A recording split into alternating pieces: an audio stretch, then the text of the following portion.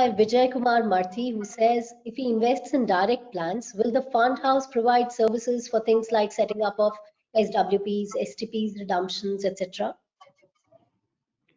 No, direct plans are meant for do-it-yourself investors. Now, I'll provide a bit more perspective on that. See, for a direct investor, a direct plan investor, there are two, three different ways in which one can make transactions and manage investments on an ongoing basis.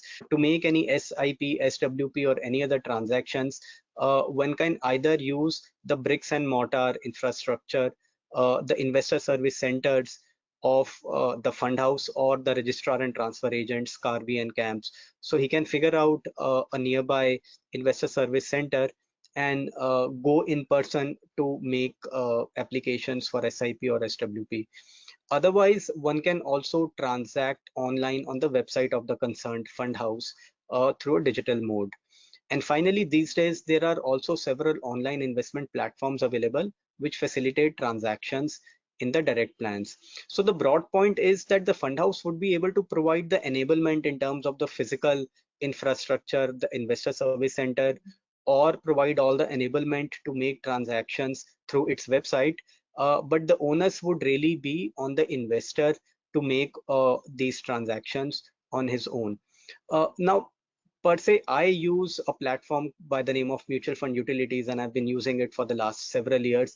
And I find it a fairly convenient and a hassle-free way of transacting in mutual funds.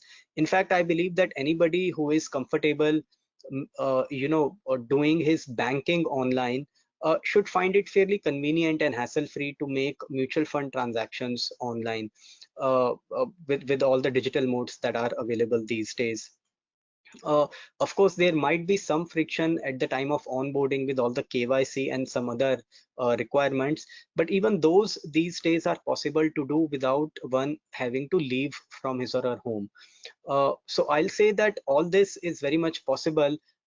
Managing one's direct investments is fairly easy to do online these days, but of course, one does not get the kind of hand holding that an intermediary would provide. And I believe that by itself, that may not be an entirely a bad idea, because that also eliminates the possibility of being missold a product.